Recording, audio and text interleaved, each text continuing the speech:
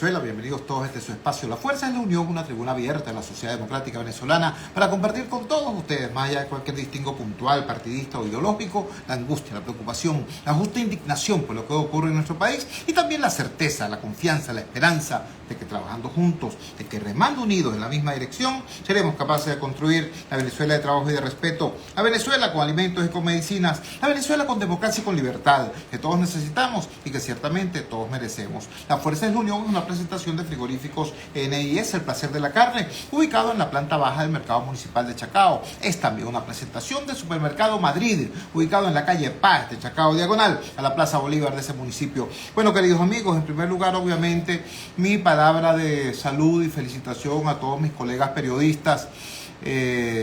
Insisto en un planteamiento que hice desde muy temprano. El periodismo es un servicio, no es un negocio del ego. Y los periodistas somos esencialmente servidores públicos. No somos influencers, no somos estrellitas, no somos, personalidades del mundo del espectáculo. Somos esencialmente eso, servidores. Y ya eso es un privilegio inmenso. Mi palabra, repito, de felicitación y de respeto a todos los periodistas venezolanos que se la juegan cotidianamente, literal. Se juegan su tranquilidad, su paz, su libertad y algunos su vida para cumplir con la tarea de mantener informado a este país, incluso en las condiciones en que hoy nos encontramos. Y hablando de las condiciones en que nos encontramos, bueno, hay una circunstancia compleja, dramática. Tenemos a un gobierno de minorías, un gobierno tremendamente impopular, un gobierno repudiado fundamentalmente, en primer lugar, por quienes lo habían apoyado, por quienes se decían chavistas de toda la vida, no se sienten expresados ni de lejos en lo que es hoy la cúpula del PSUV ni la cúpula del gobierno, pero tenemos un problema muy grande, que es que la oposición político-partidista está empeñada en destruirse a sí misma o en todo caso agredirse de manera permanente en vez de hacerle al país las propuestas que el país está esperando. Ayer hubo en una rueda de prensa del Movimiento del Socialismo un planteamiento interesante por lo descarnado, por lo claro. Comparto con ustedes el titular que hoy sacaron los colegas de contrapunto.com. Dice así: el MAS pide bajarle 2 a la autodestrucción de la oposición. La vocera fue María Verdial, quien dice lo siguiente: hacemos un llamado desde el MAS a lo que significa bajarle 2 a la autodestrucción de la oposición venezolana, a las agresiones permanentes entre sectores democráticos y a las descalificaciones. El 22 de octubre está a la vuelta de la esquina y deseamos que gane el mejor al final de la contienda. Tenemos en línea precisamente a la vicepresidenta del Movimiento del Socialismo, la doctora María Verdial, para que por favor amplíe este concepto que a nosotros nos parece crucial. María, muchísimas gracias por atender nuestra llamada desde Gigante Rumbos. Muy buenas noches, te escuchamos. Buenas noches, Chu. Feliz día para ti y para todos los colegas periodistas que pueden estar escuchándonos y para todos con los que compartiste el día de hoy. Espero que haya sido un día de compartir, que hacía anteriormente, además del trabajo loable que vienen desempeñando los periodistas en Sur. Mira, bueno, en relación a las declaraciones de ayer, sí, nosotros vemos con preocupación, bueno, cómo se ha mantenido permanentemente las diferencias que pueden existir, lo que significa la pluralidad de los sectores democráticos del país, a convertirse en una batalla campal de descalificaciones permanentes, donde se dice, bueno, las cosas más bárbaras que a lo mejor ni siquiera se le han dicho al gobierno de Nicolás Maduro, al PSUV o a los adversarios políticos, y se lo dicen entre personas que hasta militaban hasta hace poco en los mismos partidos, pero tienen partidos diferentes o están fuera del partido. Entonces, bueno, eso no es lo que quieren los venezolanos. Los venezolanos no nos merecemos eso y no incluimos nosotros porque en realidad el MAS no practica la descalificación de nadie, ni lo hemos practicado nunca, y tampoco hemos estado en esas situaciones similares, por eso es que no nos colocamos dentro. Tenemos una oportunidad de oro para el 2024 para cambiar los destinos de Venezuela. Y repito, Venezuela no se merece que porque una dirigencia irresponsable que vea primero sus intereses particulares, sus intereses personales o sus intereses partidistas, primero, como digo, y no el interés general, que es salvar a Venezuela y restaurar la democracia para todos los venezolanos. Para quienes se incorporan recién a la transmisión, estamos conversando con María Verdial. Ella es vicepresidente del Movimiento al Socialismo Más, partido que ayer hizo este llamado urgente y urgido al resto de la oposición para que le bajen 2 a la autodestrucción de la oposición. Estoy citando textualmente las palabras de María Verdial reflejadas en la reseña que hizo contrapunto.com. María, hay 2 cosas que quisiera preguntarte en este contexto, en esta búsqueda de armonía que entiendo se trata de un ejercicio de realismo político y no solamente un tema de buenas maneras. En primer lugar, te confieso mi preocupación. Yo estoy viendo ahorita que hay algunas candidaturas que por fin están logrando reunir a grupitos más o menos decentes como para publicar una foto o un video, y actúan como que si tuvieran a Dios agarrado por la chiva, como dicen en mi pueblo, ¿no? Actúan como que si fueran un torbellino indetenible, y recuerdo demasiados episodios de la historia reciente en que lo que es mayoría en la oposición no necesariamente es mayoría en el país.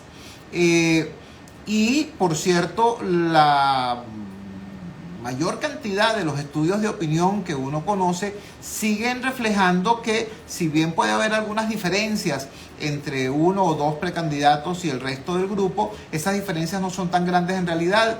¿Cómo hacer en un escenario como este, donde el gobierno ha impedido la ayuda, el soporte tecnológico y el soporte de los centros de votación de las escuelas y de los liceos a la primaria opositora? ¿Cómo lograr que este certamen, esta primaria o como se llame, sea de verdad una convocatoria al país nacional y no una competencia para escoger a la minoría menos pequeña? Bueno, mira, como tú señalas, tal cual es la cosa. Si tú revisas las encuestas, por cierto, las encuestas dicen que ninguno es el que gana todas las encuestas, y es con un alto margen, independientemente de las posiciones que puedan tener. Hay un amigo mío que dice algo que, parafraseándolo, dice que hay enanos y enanos con tacones. Y bueno, eso es la realidad. Los egos que están intactos, pero siempre los señalamos de esa forma porque en realidad deberían tener un poquito más de humildad en cómo conquistar a ese 80% de rechazo que tiene el gobierno nacional, y un gobierno que es impopular, como tú también lo señalabas, un gobierno que ya no tiene de dónde agarrar para poder decir que es el peor gobierno que hemos tenido en toda nuestra historia, porque no vale la pena ni gastar un minuto en decir qué es lo que hemos vivido durante estos 20 y tantos años en Venezuela. Pero una oposición que también ha cometido demasiados errores, hemos cometido, para colocarnos en primera persona, pero no se reconoce. No se reconocen y se mantienen como que si la fuerza y el poder que tenían en algún determinado momento del tiempo, el respaldo que tenían en un determinado momento del tiempo de la historia de Venezuela. Entonces, hay que reconquistar el hecho de que estén las primarias, de que no vayan con el CNE, que también primero se sataniza lo que eran las elecciones con el CNE, después el CNE, por supuesto el gobierno hace una jugada donde desmantela el CNE, y bueno, entonces no hay CNE para ir, pues ya no es que tú quieres, sino es que no existe, porque está en una situación ahorita de reconformación de lo que va a ser un nuevo CNE. Nosotros decimos, mira, con ese CNE, con un CNE peor, con el CNE que sea, hay que ir. Tú estuviste liderando lo que fueron las elecciones del 2015, y que era la realidad de ese momento, era la adversidad total. en contra de lo que era la posibilidad de ganar la Asamblea Nacional, y se ganó la Asamblea Nacional porque se hicieron las cosas como se tenían que hacer. Nosotros decimos, para frasear lo que todo el mundo anda, o lo tiene más o menos en contexto, es la filosofía varina. La filosofía varina es la respuesta que dio los sectores democráticos ante el abuso de poder de un gobierno autoritario. Primero inhabilitaron al candidato que ganó, después inhabilitaron a la esposa, después inhabilitaron al otro, bueno, y hasta que apareció uno que no estaba inhabilitado porque lo acaban de juramentar como diputado, y perdió por 400.000 votos el gobierno, y para la segunda vuelta, como le decimos nosotros a las elecciones en Barinas, perdieron por 50.000. Pero es la respuesta de los ciudadanos, del pueblo cansado, obstinado de la situación, y la respuesta que se dio en el momento los sectores democráticos. Entonces hay que reconquistar eso y bajarle nuevamente a los egos y a los intereses particulares, porque nos estamos jugando el país. Es así, estamos conversando, repito, para quienes se incorporan recién a la transmisión, con la doctora María Verdial, vicepresidenta del Movimiento al Socialismo. Hiciste referencia a la elección del 2015 y yo debo reconocer que sí. Yo participé en la búsqueda del referendo revocatorio en el año 2004 contra el presidente Chávez, y ahí perdimos. Y perdimos porque no teníamos los votos. Y también participé, tuve el honor pues de coordinar y dirigir la operación del 2015, y ahí ganamos por arrase, porque teníamos los votos. Pero hoy me encuentro como venezolano ante una situación extraña, que es que la oposición puede perder a pesar de que pudiese tener los votos, porque el rechazo contra el gobierno es inmenso. Te voy a citar una declaración que dio hoy el estadístico Félix Seijas. Félix Seijas decía: tenemos 14 precandidatos en el proceso de primarias. Sus datos le indican que cada vez la gente quiere participar con mayor intensidad en ese proceso, pero incorpora el siguiente dato, cito textual: podríamos tener muchos candidatos con votos, pero ninguno con los votos suficientes. A la gente le puede quedar un saborcito de ¿por qué no hay una segunda vuelta? Te pregunto, María, en tu condición de vicepresidente de un partido importante de la oposición, ¿sería posible replantear a estas alturas la necesidad de una segunda vuelta para incrementar la legitimidad del resultado de las primarias después de este golpe recibido con el desmantelamiento del CNE? Sé que el MAS propuso primarias con doble vuelta hace 1 año y medio aproximadamente, en el aniversario del MAS, donde dijimos que se hicieran primarias y primarias con doble vuelta, precisamente para fortalecer, que saliera un candidato de verdad robusto de lo que significaba hacer un ejercicio democrático en el país, y por eso proponíamos la doble vuelta. La doble vuelta pudiera estar en el escenario, ¿por qué? Bueno, porque hay personas que aspiran a ser también presidentes que no están en la primaria. Hay personas que creen en el consenso. Pudiera parecer Saide, que no se sabe, pero Saide está fuera de juego. O sea, todavía no está muy claro el panorama político. ¿Qué van a dar las primarias? Las primarias van a descansar y van a disminuir las aspiraciones presidenciales, pero no son las únicas. Las primarias es una metodología. Y bueno, ahí están desarrollándose. No sabemos dónde van a ser los centros de votación, pero que es una tarea que no es sencilla para la comisión de primarias, lo que está planteado por delante, el reto que tiene la comisión de primarias para instalar cuántas mesas se van a instalar, dónde van a ser los centros, un toldo afuera del centro normal donde uno va a votar, cómo se hace para que se respete por los candidatos, los que están participando, cuál es el registro electoral, cómo no hay doble votación, que hay una persona un voto. Mira, son cosas que, bueno, los que estamos en la política las conocemos y las manejamos, pero que pudieran también decantar en cualquier situación de denuncia o de desencanto o de cualquier otra situación irregular por parte de los aspirantes que están en la contienda. Entonces, bueno, la doble vuelta facilitaría el fortalecer, bueno, los que queden, y el apoyo. Se pudiera hacer una fórmula presidente y vicepresidente, cuando en Venezuela el vicepresidente no se elige de forma directa, pero sería algo que a lo mejor entusiasmaría mucho más o fortalecería mucho más esa candidatura. María, te queremos agradecer inmensamente que nos hayas regalado estos minutos y que hayas permitido, con la información que nos das, que se fortalezca así el criterio de nuestra audiencia para entender y valorar exactamente lo que está ocurriendo. La forma como un gobierno inmensamente impopular puede, desgraciadamente, quizás mantenerse en el poder, no porque tenga fuerza, sino porque la oposición tiene desorden y festival de egos en vez de voluntad de poder. Un gran abrazo y buenas noches. Pero que hay que votar. El único instrumento de cambio en el país es el voto. Eso es lo que hay que darle de esperanza a los ciudadanos. Y son ellos los que van a lograr el cambio. Es así. Muchísimas gracias. Era María Verdial, vicepresidenta del Movimiento al Socialismo, replanteando la necesidad de la segunda vuelta en las elecciones primarias para que el candidato el candidato que salga, sea candidato de la mayoría y no simplemente la minoría menos pequeña. Cuando son las 8:16 minutos, vamos a nuestra primera pausa comercial y ya regresamos con muchísimo más de La Fuerza.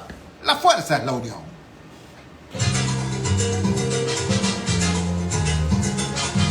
Publicidad y volvemos. En La Voz de América somos tu fuente de información internacional. Ingresa en tu móvil o laptop a vozdeamerica.com e infórmate de lo que ocurre en Estados Unidos y el mundo. En redes sociales informamos cada instante. Búscanos como Voz de América, una fuente confiable de noticias. Voz de América, Washington. Vozdeamerica.com. Por aquí. Y continuamos con La Fuerza es la Unión. Regresamos a La Fuerza es la Unión y este segundo segmento del programa quiero dedicarlo a una reflexión, digamos, sincera y empática sobre lo que es en estos momentos el ejercicio del periodismo. Yo creo que es demasiado importante que nos... Aló, Rona. Buenas noches, Rona. Disculpa que te contacte por esta vía porque la llamada que hicimos del estudio no cayó.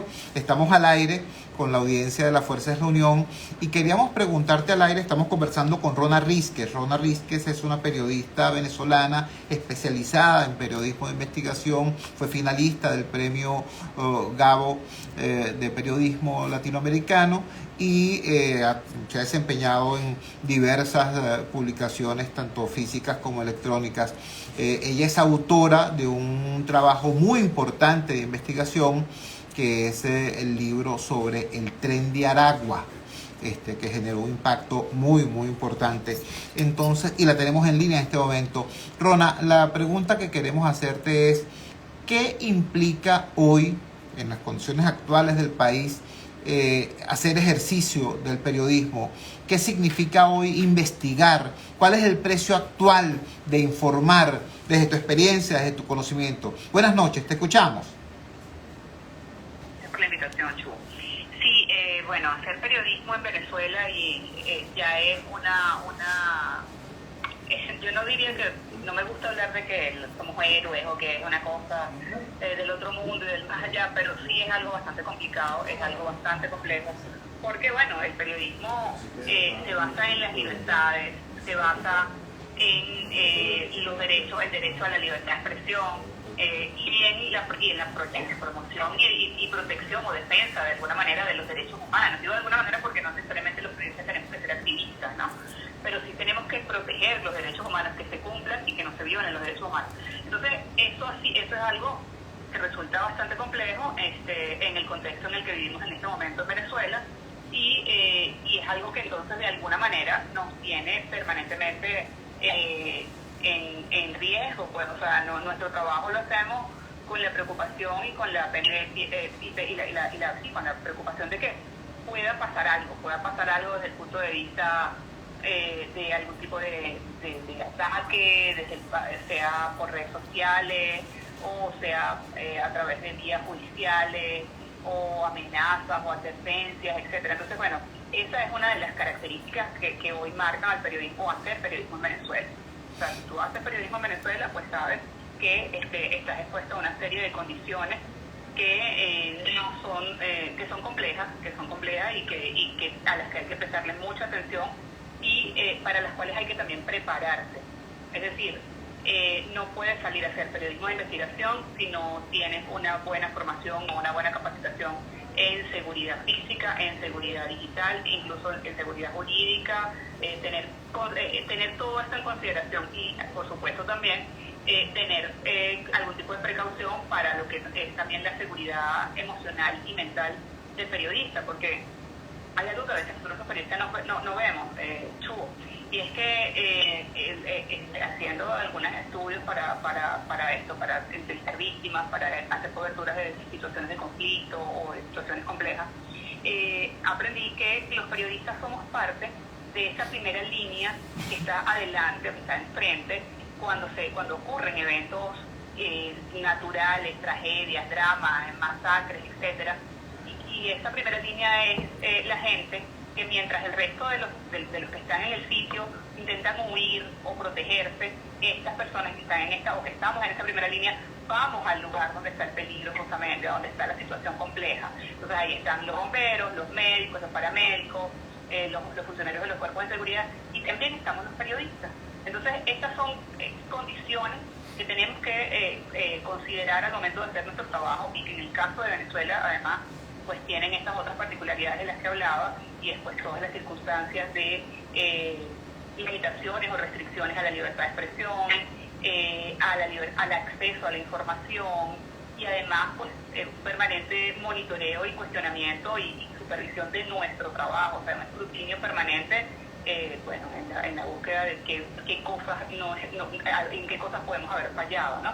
Y pues hay que cuidarse en todos los sentidos. Estamos conversando, repito, para quienes se incorporan recién a la transmisión, con Rona Rísquez, destacada periodista venezolana, especializada en periodismo de investigación, y quien nos está dando estas claves, por ejemplo, esto último lo que se refería, eso que llaman el síndrome del corresponsal de guerra, esa, digamos, deriva que nos lleva a los periodistas a acercarnos al peligro cuando los demás están más bien rehuyendo de él. Eso se puede y se debe hacer con la debida preparación, con las debidas precauciones, con el debido entrenamiento previo. Rona, háblanos un poco de cómo ha mutado este conjunto de presiones y peligros que se ciernen sobre el oficio. Esto ha implicado incluso nuevas definiciones a nivel de los organismos internacionales. Tradicionalmente se dice los delitos contra las violaciones de derechos humanos o los crímenes de lesa humanidad solamente los perpetran los estados, ¿no? Los problemas entre particulares son entre particulares, son delitos entre particulares. Pero ahora hay nuevos actores, hay ejércitos privados como Wagner o Blackwater, hay grupos terroristas, hay bandas criminales que terminan pareciendo ejércitos particulares, y todo eso termina también operando sobre la cobertura periodística. ¿Cómo ha mutado ese tipo de amenazas y de qué manera responder a eso para poder cumplir con el deber de informar? Sí, o sea, tenemos que considerar que hoy en día pues hay una multiplicidad de grupos armados, no solo en Venezuela, sino en general en el mundo, y estos grupos lamentablemente en muchas ocasiones tienen algún tipo de conexión, aval, permisividad o vínculo con el Estado, con los Estados, ¿no? Vemos entonces también grupos paramilitares justamente que pues tienen esta conexión, es decir, de alguna manera son grupos que son utilizados por los Estados para ejercer ciertas medidas de represión, de violencia contra la ciudadanía, y aunque formalmente no figuran como Estado, ¿no? Sino que son como unos grupos, eso que como tú decías, grupos particulares, ¿no? Se llaman también grupos armados no estatales, pero en el fondo sí tienen vínculos con el Estado, en algunos casos, ¿no? En algunos países. Entonces, bueno, esta es una modalidad que no necesariamente es nueva, pero que es cada vez más común, que en el caso de algunos países se ha multiplicado, y que es es algo con lo que tenemos que aprender, no a vivir, pero sí a lidiar los periodistas que hacemos este tipo de cobertura. Entonces, ¿qué ocurre? Bueno, mira, que la posibilidad de confiar es más complicada, que los riesgos son, por supuesto, mayores, que ya no solamente, además también hay estados donde los riesgos no solamente vienen de parte de los grupos armados estatales, sino que también los grupos armados estatales constituyen una forma de violencia contra los periodistas, ¿no? O sea, ejercen acciones de violencia y de restricción y de limitación del trabajo de los periodistas. O sea, vemos como, por ejemplo, en Brasil hay ahorita unos grupos, ahorita no, ya hace un tiempo, pero digamos, hay unas milicias que operan y que pues se ha demostrado que estaban vinculadas al expresidente Bolsonaro, y que bueno, estaban operando. Entonces, cuando tú estás haciendo un trabajo así, o sea, no te protege la milicia, pues puede ser un riesgo para ti, pero la policía además también tiene vínculos con esa milicia, ¿no? Entonces, ¿cómo trabaja de esta manera? O sea, no es sencillo. Y vemos cómo pues cada vez también es más común ver esta vinculación entre estos grupos armados no estatales y figuras o funcionarios de cuerpos de seguridad del Estado, que forman parte justamente de las instituciones. Entonces, esto hace bastante complejo este tipo de trabajo, porque es difícil saber en quién puedes confiar, y es difícil también tener un grupo o decir, me protege tal fuerza. O sea, esto cada vez es más complicado en nuestros países. Vemos, por ejemplo, como en El Salvador en este momento estamos viendo también una represión muy fuerte contra, supuestamente en la dirección de acabar con las pandillas, las maras que han estado por años azotando a El Salvador y a los países del Triángulo Norte. Pero vemos también cómo esto ha derivado en una forma de autoritarismo, en una serie de violaciones de derechos humanos, y además en una persecución a la prensa. Entonces, es como un círculo, ¿no? Y entonces ahora la prensa en El Salvador, ¿de quién se protege? ¿De las pandillas o de los cuerpos de seguridad, que a su vez están dirigidos del Estado y que están persiguiendo a todos aquellos que disientan de las políticas del presidente Bukele, ¿no? Entonces, bueno, en eso estamos los periodistas permanentemente. O sea, ¿quién nos protege? Mira, nosotros mismos. Es así. Estamos conversando con Rona Rísquez, periodista venezolana, especialista en periodismo de investigación, y hoy, Día Nacional del Periodista, nos está dando estas claves importantísimas. Finalmente, Rona, quería preguntarte por otro tipo de circunstancia que también, por supuesto, nos afecta muchísimo, tanto a quienes trabajamos en el área de la información, de la comunicación, como a el público que consume esa información. Hace muchísimo tiempo la gente decía, ver para creer. Bueno, esa es una frase que la inteligencia artificial anuló. Hoy estamos en un nuevo escenario político, estamos en un nuevo escenario tecnológico, y tenemos desde la inteligencia artificial hasta el tema de la posverdad, pasando también por la confluencia de los poderes políticos y los poderes de los medios industriales, desde el señor Berlusconi, recién fallecido, que se transformó en líder político y magnate de los medios, hasta el señor Trump, que fabricó su propia red social cuando le quitaron su cuenta en Twitter. ¿Cómo transmitir información de calidad en este escenario que es incluso tecnológicamente distinto y mucho más retador? ¿Cómo transmitir información de calidad? Mira, es una cosa que puede parecer tonta, pero en realidad yo creo que tenemos que tratar de seguir haciendo. La esencia del periodismo debe seguir siendo la misma. Es decir, la esencia del periodismo es buscar la verdad, desenterrar la verdad, mostrar la verdad, y para eso hay que hacer verificación de la información, hay que dar la información de manera precisa, hay que dar la información de manera oportuna, hay que escribir, si vas a escribir, tienes que escribir bien, si vas a hacer un video, tienes que hacerlo bien, si vas a hacer un podcast o una grabación o un programa de radio, tienes que hacerlo bien, con una buena producción, con una buena, usando las expresiones adecuadas. Hoy en día además es muy importante usar expresiones adecuadas, no solamente desde el punto de vista del lenguaje técnico, sino también desde el punto de vista del lenguaje de derechos humanos y del lenguaje inclusivo, ¿no? Correcto. Entonces, son toda una serie de factores que tenemos que tomar en cuenta y que no necesariamente están asociados con las tecnologías o directamente, pero que sí van a redundar o van a aportar a hacer un buen periodismo independientemente de las tecnologías que por supuesto tienen un aporte y una función cada vez más importante dentro del proceso de elaboración de contenido y de comunicarlo. Yo creo que una de las cosas para mí básicas es fortalecer la esencia del periodismo. O sea, yo creo que sigue siendo importante.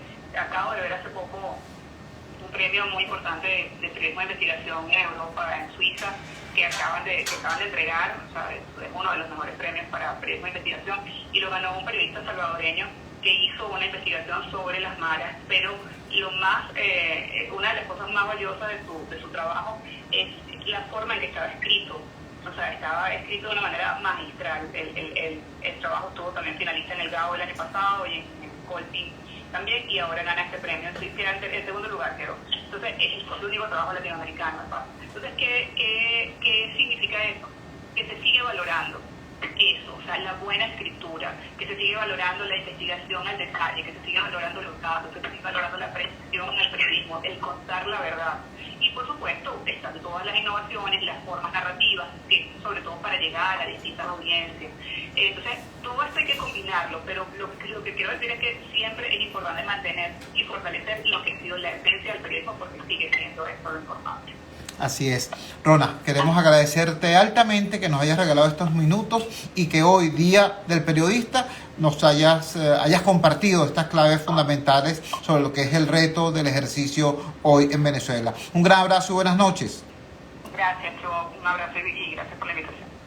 Rona Rísquez, periodista venezolana, especialista en periodismo de investigación, dándonos estas claves que terminan al final en una conclusión estupenda. Dice, bueno, sí, pueden existir todas estas amenazas sociales, políticas, tecnológicas, pero la esencia del periodismo es decir la verdad, desenterrar la verdad y hacerlo además con precisión, con orden, con belleza incluso, con propiedad.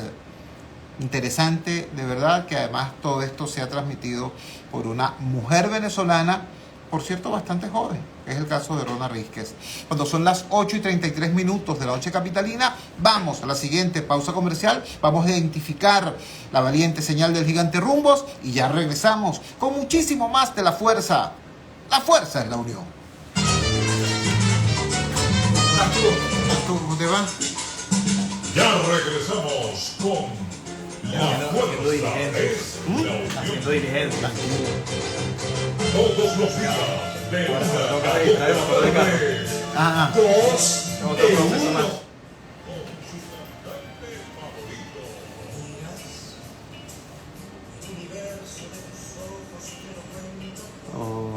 La audiencia está lo más entusiasmada. Buenas noches, doctor Ali Daniels. Creo que esto tiene que ver con el tema de la Corte Penal Internacional.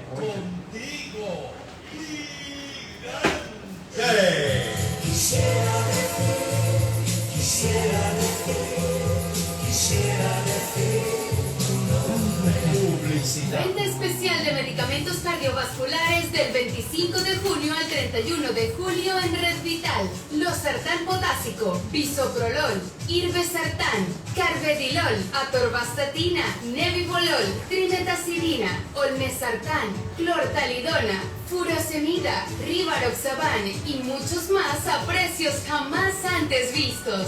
Aprovecha esta oportunidad. Vive saludable.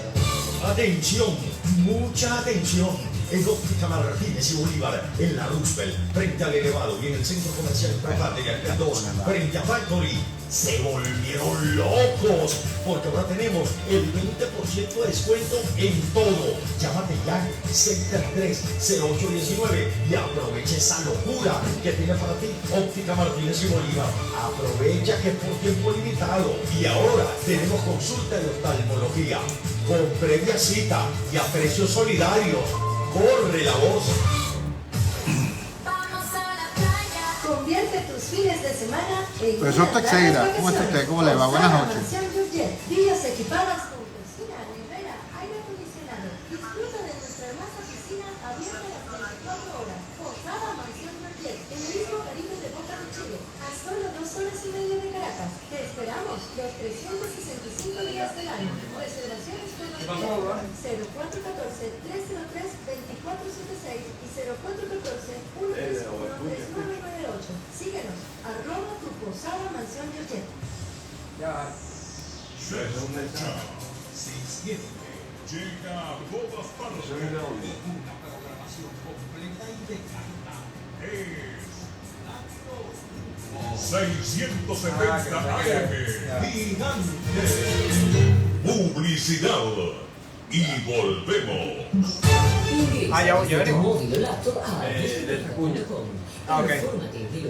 ¿Qué pasó? Sí. No, que él se dice que hay que cortar el audio porque se está escuchando, no sé.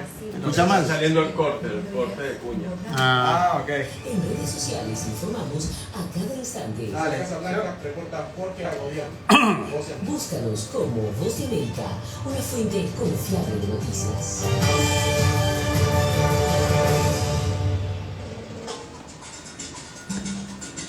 Porque esa cuña era tuya. El comunicador popular, Chuo Torrealba, en La Fuerza es la Unión. Regresamos a La Fuerza es la Unión con la noticia que sin duda creo que es la más importante del día. La decisión de la Sala de Cuestiones Preliminares de la Corte Penal Internacional, dando la instrucción de continuar la investigación de la Fiscalía de la CPI, del fiscal Karim Khan, sobre la presunta comisión de crímenes de lesa humanidad en nuestro país. Esta decisión es importante. Esta decisión tiene un impacto institucional, tiene un impacto político y en primer lugar diría yo tiene un impacto social muy grande, porque constituye una victoria clara de las víctimas, de los sobrevivientes, de los familiares, en su muy dura y muy larga lucha por llegar a la justicia, a la reparación y a la rehabilitación. Tenemos en línea al doctor Ali Daniels. El doctor Ali Daniels hoy dio unas declaraciones muy importantes a nuestros colegas de Efecto Cocuyo sobre este tema. Dice así: con esta decisión quedó demostrado que si ha habido retardos en el proceso, no es responsabilidad de la Corte Penal Internacional, sino de las estrategias dilatorias del gobierno venezolano, como la última acción de querer responder a las víctimas. Hoy es un día de justicia para las víctimas. Se les está diciendo que sí puede haber justicia, subrayó Ali Daniels. Lo tenemos en línea para preguntarle, doctor Daniels, gracias por atender nuestra llamada de Gigante Rumbos. Muy buenas noches. Por favor, comparta con la audiencia cuáles son los pasos que podemos esperar como país, como sociedad, después de esta decisión que fue conocida hoy. ¿Qué tan relevante es ciertamente esta decisión y cómo se conecta esta decisión con los resultados de la reciente visita del fiscal Karim Khan a Venezuela, cuando se suscribió un segundo memorándum de entendimiento y se estableció la apertura de una oficina de la Fiscalía en nuestro país? Lo escuchamos. Gracias, Chugo, muy amable por invitarme a tu programa. Y bueno, nada, lo primero que hay que explicar es que los venezolanos tenemos que entender que este proceso ante la Corte Penal Internacional es un proceso complejo, largo, que requiere mucha paciencia y sobre todo requiere mucha apertura de mente para entender que se trata de un proceso sui generis que tiene muchas complejidades. Y en este sentido debemos estar evitando estos maniqueísmos, estas visiones en blanco y negro, bueno o malo, según las cuales una persona hoy es buena, mañana es mala y viceversa.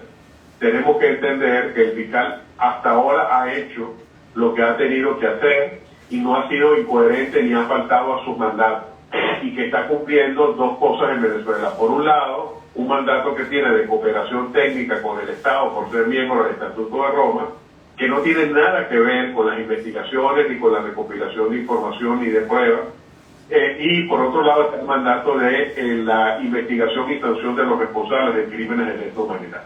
Esos son caminos separados, paralelos, que no tienen nada que ver el uno con el otro, y por el hecho de que el fiscal, cuando vino aquí, se dirigió de manera diplomática y llamó su excelencia a Nicolás Maduro, eso no lo hace ni complaciente, ni mucho menos puede decirse que ha cambiado de bando, porque precisamente por ser coherente es que la decisión del día de hoy es la que fue, porque el que dijo, pidió a la sala de cuestiones preliminares que continuase la investigación, fue este mismo fiscal que hace 2 semanas muchos le cayeron encima por venir a Venezuela y llamar su excelencia a Nicolás Maduro. Entonces, en ese sentido, hay que distinguir entre la educación y la complacencia y entender que son cosas diferentes, y tenemos que dejarnos de caer, sobre todo en estos casos donde las redes sociales, en particular Twitter, se convierte en una especie de manejo de la información donde hay gente buena y gente mala, y mañana los que son buenos son malos y viceversa. Entonces hay que tomar esto con paciencia, hay que tomarlo como lo toman las víctimas,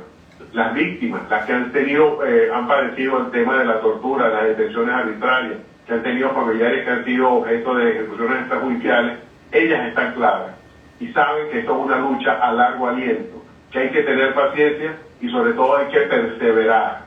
Y por eso es que lo que ocurrió el día de hoy es una victoria de las víctimas y es un día de justicia para ellas, porque aunque estamos todavía muy lejos de lograr la justicia plena que todos queremos, este es un paso importantísimo. ¿Y qué es lo que hay que esperar? Bueno, en primer lugar, que el Estado apele.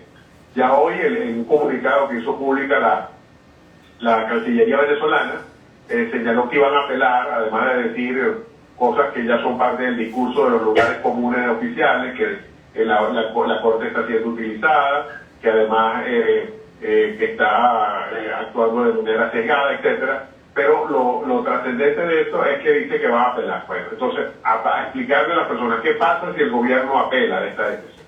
Bueno, de acuerdo con el artículo 82 del Estatuto, cuando se apela, no se suspende la decisión apelada.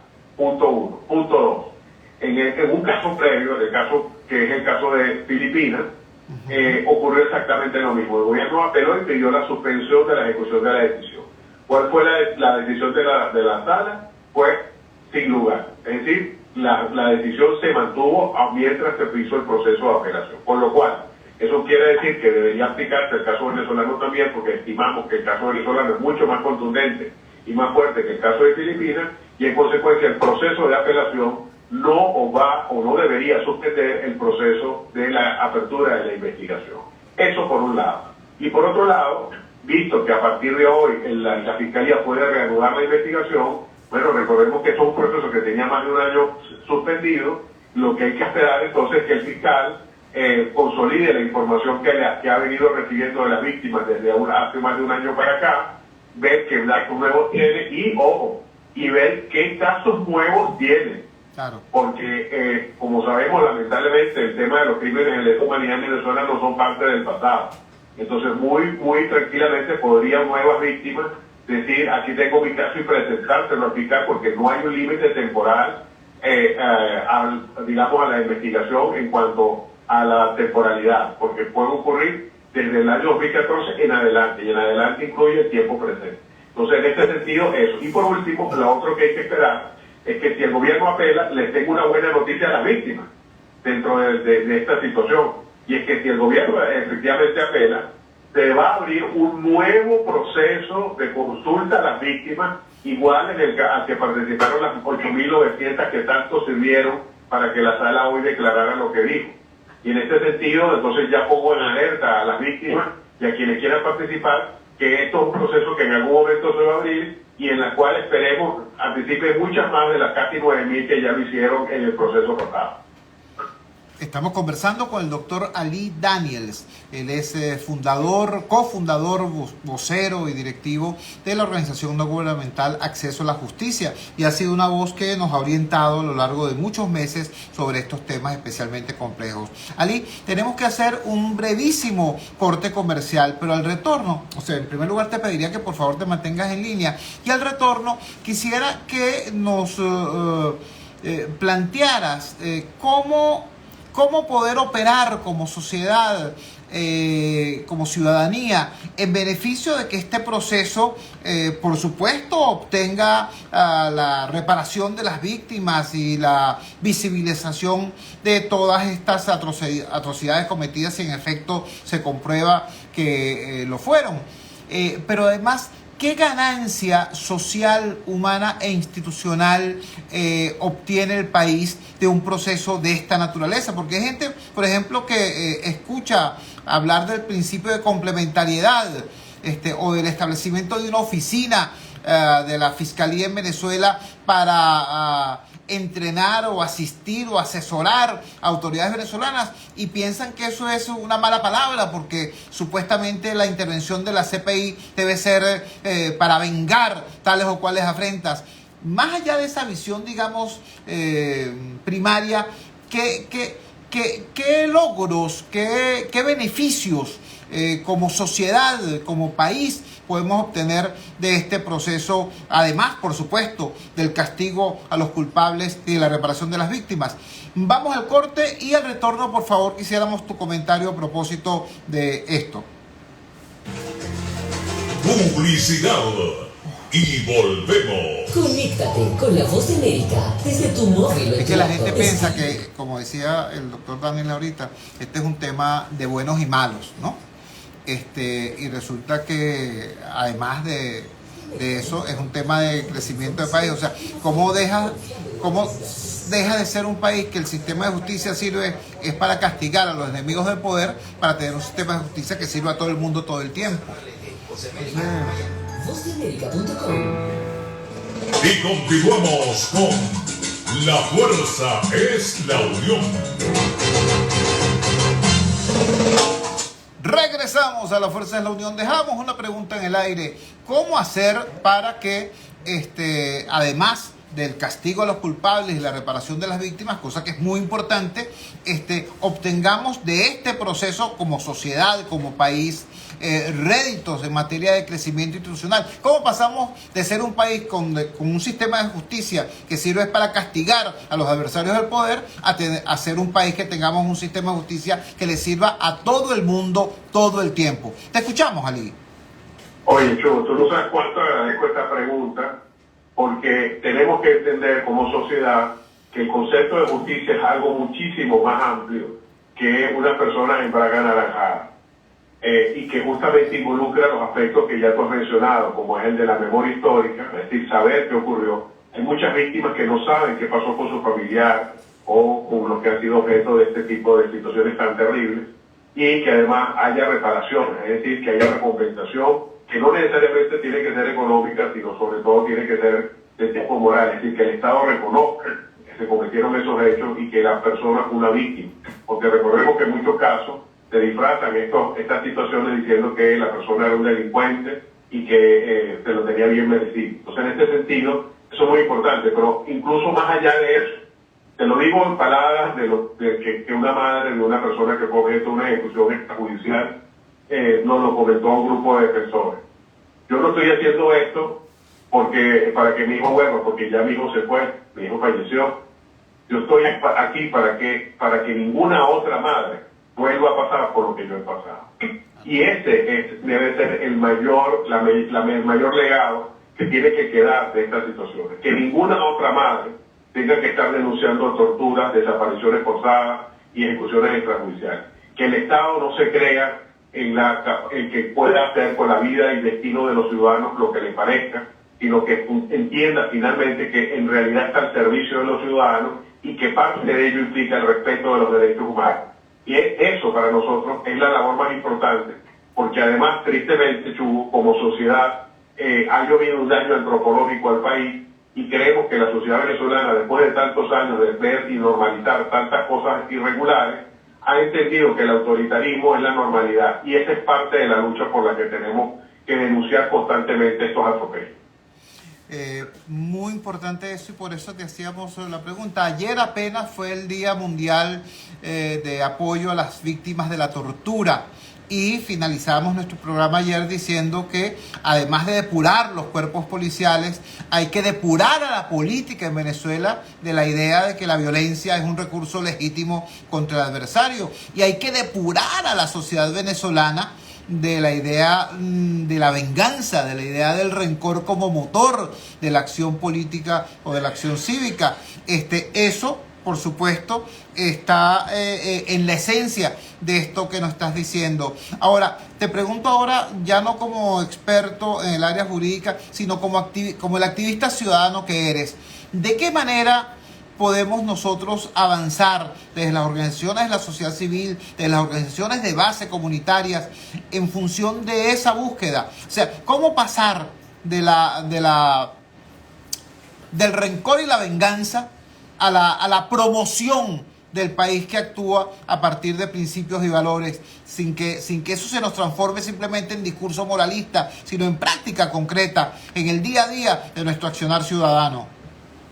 Así es, bueno, primero combatir todos los discursos de odio, de derecha, de izquierda, de arriba y de abajo. Los discursos de odio lo que generan es más odio y lo que hacen es llevarnos a una espiral de violencia que nada lleva. Y entender que los derechos humanos no pueden ser utilizados como parte también de un discurso utilitario y politiquero. Y en este sentido yo llamo la atención de que a mucha gente se molesta cuando nosotros decimos, bueno, pero los perpetradores de crímenes de lesa humanidad hay que respetarles sus derechos humanos.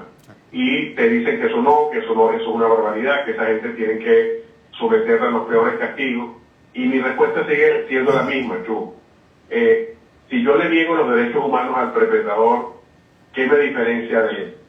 Y a partir de ese discurso hay que construir sociedad, porque justamente los derechos humanos no son una medida para evadir la responsabilidad, sino que los derechos humanos son reglas de convivencia y tenemos que entenderlos así. Los derechos humanos no son prerrogativas ni son privilegios, son medios a través de los cuales llegamos a acuerdos pacíficos para la convivencia sana entre todos los ciudadanos.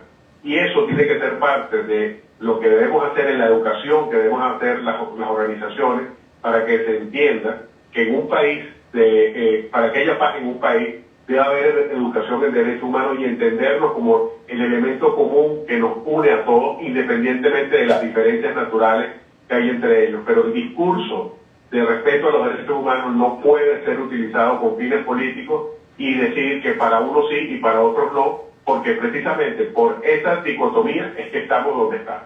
Sí. Ali, queremos agradecerte inmensamente que nos hayas regalado estos minutos y que nos hayas dado estas palabras que en su doble vertiente, como experto en el área jurídica y como activista ciudadano, nos señalan rumbos y caminos. Un gran abrazo y buenas noches. Gracias, Tito. Salud. El doctor Ali Daniels, de la organización no gubernamental Acceso a la Justicia, explicándonos, compartiendo la importancia de esta decisión de la Sala de Cuestiones Preliminares de la Corte Penal Internacional, que decidió dar continuidad a la investigación que inició hace ya un año la Fiscalía de la Corte Penal Internacional. Tres cosas destaco entre las muchas cosas importantes que dijo Ali Daniels. Lo primero, que nosotros, no Maduro, no Padrino, no los señores del DGCIN o del SEBIN X, no, nosotros, los ciudadanos, seamos más serios. Sí, tenemos que ser más serios, porque esta pelea es de largo aliento, esta lucha es de largo aliento, esto no es para pasado mañana, y tenemos que ser serios. O sea, tú no puedes salir ahorita a decir, Karim Khan es una nota, qué tipo tan chévere, cuando hace una semana dijiste que era un traidor, porque simplemente le dijo a Maduro, buenas noches, su excelencia. Lo cual es un tratamiento protocolar diplomático básico. ¿Me entiende? Nos pasó también con Michelle Bachelet. ¿Recuerdan? Que decían que era una vieja sinvergüenza, no sé qué cosa, porque había sido militante del Partido Socialista Chileno, y hay mucha gente que ignora, ¿no?, que el Partido Socialista Chileno, al igual que muchos partidos socialistas en el mundo, son partidos socialdemócratas. Pero hay gente, repito, que en la ignorancia dicen, eso es izquierda, eso es comunismo, eso es igualito que fulanito de tal. Y entonces, en lugar de pensar, embisten. Nos pasó incluso con la anterior fiscal de la Corte Penal Internacional, la señora Bensouda, ¿no? Que hizo su investigación como tenía que hacerla. El gobierno venezolano apeló y esa investigación tuvo que ser detenida para resolver la apelación. Entonces hubo gente acá que dijo, no, es que la vieja esa se vendió. Repito, no estoy cuestionando el que la gente tenga sangre en las venas. Tenemos todo el derecho del mundo a estar indignados. Pero nuestra indignación no nos puede llevar a ser grotescos, caricaturescos, necios y a terminar incluso ofendiendo a la gente que desde diversos ámbitos nos está ayudando. Lo primero es eso, ser serios. Lo segundo, entender esto que acaba de decir el doctor Ali Daniels. Nuestra victoria no puede consistir en que los perseguidos de hoy sean los perseguidores de mañana. Que los torturados de hoy sean los torturadores de mañana. En que las víctimas de hoy sean los victimarios de mañana. Esa no es nuestra victoria como país. Esa no es nuestra victoria como sociedad. Como dijimos ayer, ¿no? Si al final no se trata de que no nos mataron a nosotros, sino que nosotros los matamos a ellos. ¿Quiénes triunfaron? No triunfaron los buenos. No triunfaron los demócratas. No triunfaron los civilizados. No, vale, triunfaron los asesinos. Solo que eran los asesinos de este lado y no los asesinos de aquel. Esa no es la victoria que queremos, que merecemos y que necesitamos. Y por último, un dato demasiado importante. Hay que construir país. Y construir país pasa, entre otras muy buenas razones, por tener un sistema de administración de justicia que sea eso, administración de justicia, no dispensador de venganzas. ¿Ves? A eso hay que tender, eso hay que trabajar. Nos lo decía un poco antes la entrevistada Rona Rísquez. Nos decía, bueno, fíjate, ¿qué está pasando en El Salvador? El Salvador. En El Salvador está gobernando un señor llamado Bukele.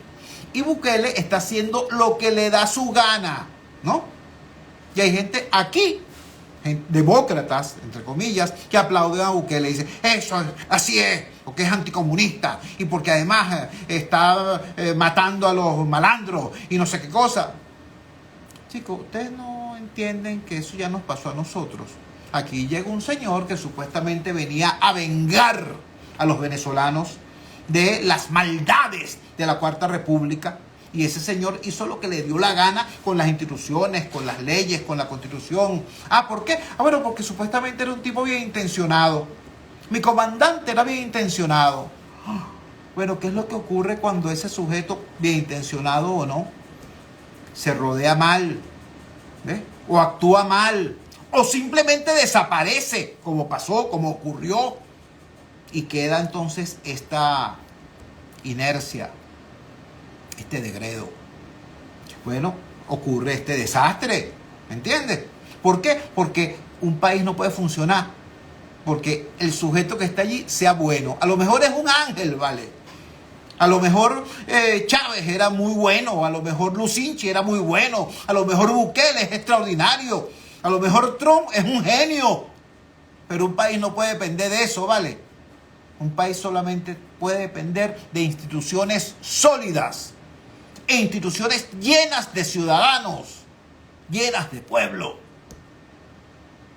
A eso es mucho más importante que estar detrás de un caudillo agitando banderitas y lanzando besitos. Pensemos eso, porque ahorita tenemos que tomar decisiones. Hace nada nos acaba de decir el doctor Ali Daniels, bueno, que hay que construir convivencia. Recordemos, hay políticos que apenas ayer, políticos y políticas, que apenas ayer decían con desprecio, es que ustedes lo que quieren es cohabitar. Y decían cohabitar con asco, ¿no? Bueno, ¿y qué quiere? Los venezolanos tenemos que cohabitar y convivir. Claro que tenemos que hacerlo. Eso no significa impunidad para los culpables de delitos, de crímenes, de corrupción, de asesinatos. Pero nadie tiene ¿Por qué ser excomulgado? ¿Por qué ser perseguido, preterido o castigado por sus opiniones políticas? Los venezolanos tenemos derecho a convivir y a cohabitar, sea cual sean nuestras opiniones políticas o filosóficas.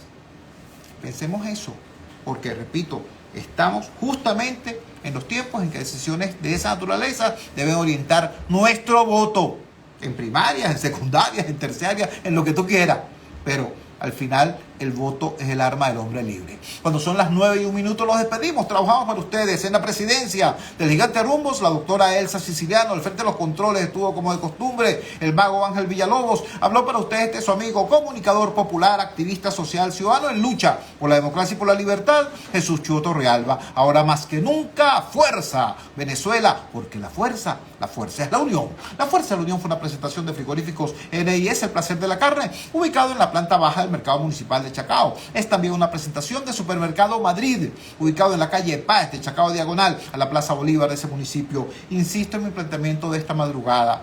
El periodismo de altura es el que se hace en función de las bases de la sociedad. Ese es el periodismo de altura, en mi humilde opinión, el que se hace para la base de la pirámide. Y si es de altura es porque subimos a los cerros a hablar con la gente. Esas son las alturas que ciertamente a nosotros nos importan. Nos encontramos mañana a las 8 de la noche en la valiente señal del Gigante Rumbos, si Dios quiere. Feliz Día del Periodista a todos los colegas. Chuo Torrealba en la